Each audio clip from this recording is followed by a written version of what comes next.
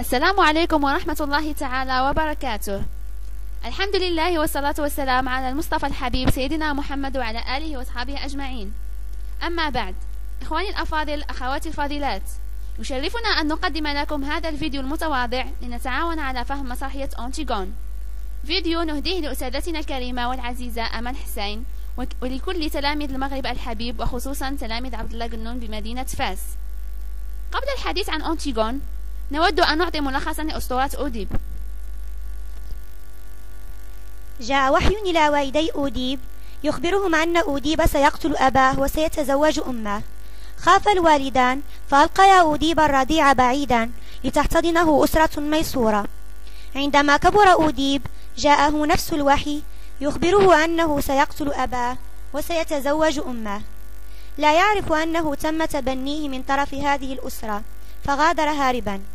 في طريقه وعلى جسر ضيق تخاصم مع رجل حول من له أسبقية المرور، فتقاتلا فقتله أوديب. وهو بالقرب من دولة طيب علم أن تنينا يهدد المدينة. هناك رواية أخرى تتحدث عن حيوان اسمه لوسبانكس، فقضى عليه، وكمكافأة زوجوه الملكة التي فقدت زوجها الملك حديثا. أصبح أوديب ملك طيب، وله 4 أولاد، ابنان بولينيس وإيتيوكل، وفتاتان اسمين وأنتيغون. علم أوديب أنه تزوج أمه، غضب، فقع عينيه وأخذ يمشي تائها تساعده أنتيغون.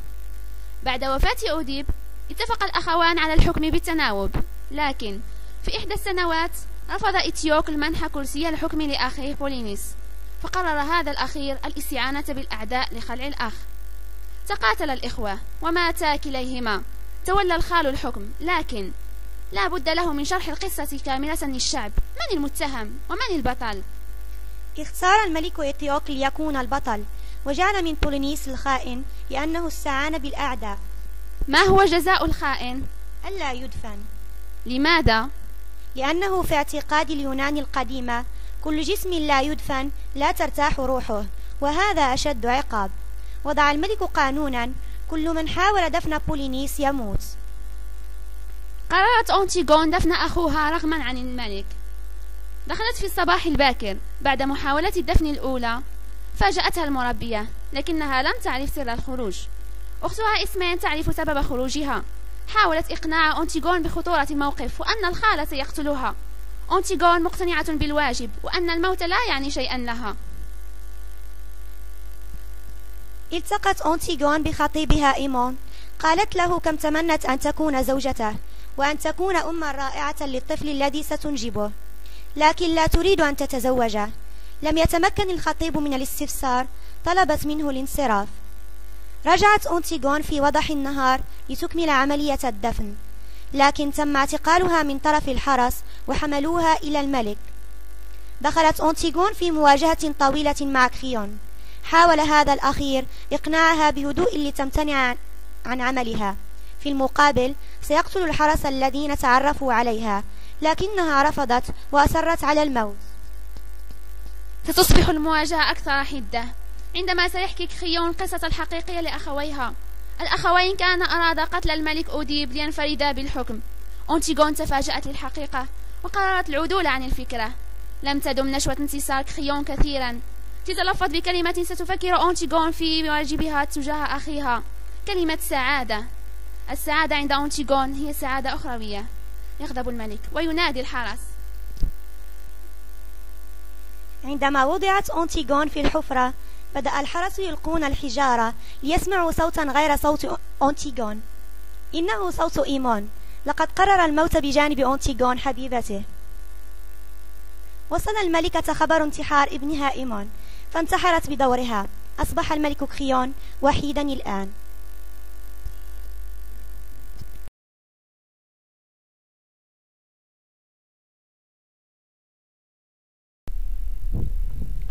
Le prologue nous présente les protagonistes, leur caractère et leur rôle. Antigone, sa sœur Ismène, son fiancé Aimon, le roi Créon qui est le père de Aimon, Eurydice la femme de Créon, la nourrice, le messager et les 3 gardes. Antigone rentre chez elle à l'aube après une promenade nocturne. Elle est surprise par sa nourrice qui lui adresse des reproches. L'héroïne doit affronter les questions de sa nounou. Le dialogue donne lieu à un quiproquo. La nourrice prodigue des conseils domestiques, comme par exemple « Il va falloir te laver les pieds avant de te remettre au lit ». Tandis qu'Antigone évoque son escapade avec beaucoup de mystère. « Oui, j'avais un rendez-vous ». La nourrice sort et Ismène, la sœur d'Antigone, entre et exhorte sa sœur à la prudence. « Elle est plus forte que nous, Antigone. Elle est le roi. » Antigone refuse ce conseil de sagesse. Elle ne veut pas devenir raisonnable. Antigone se retrouve à nouveau seule avec sa nourrice.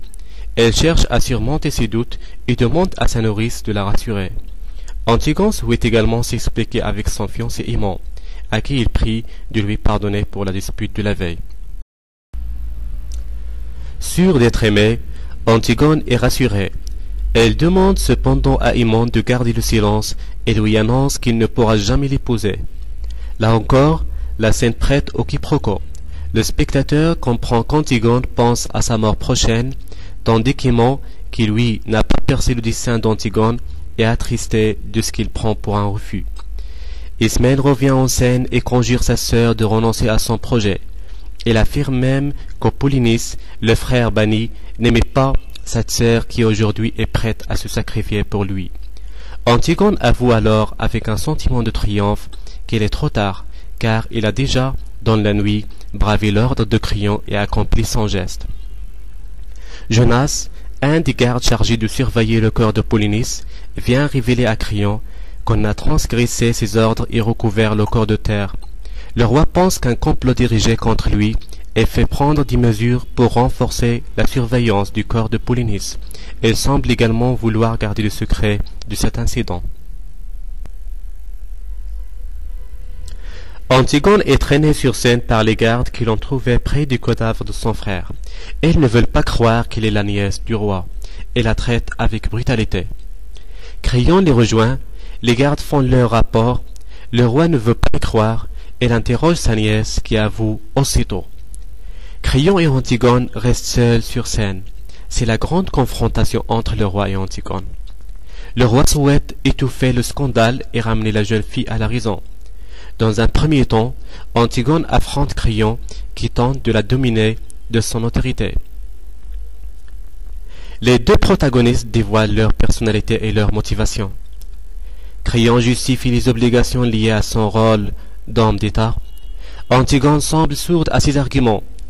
Au cours de son argumentation, Créon révèle les véritables visages de Polynice et d'Étiocle et les raisons de leur ignoble conflit.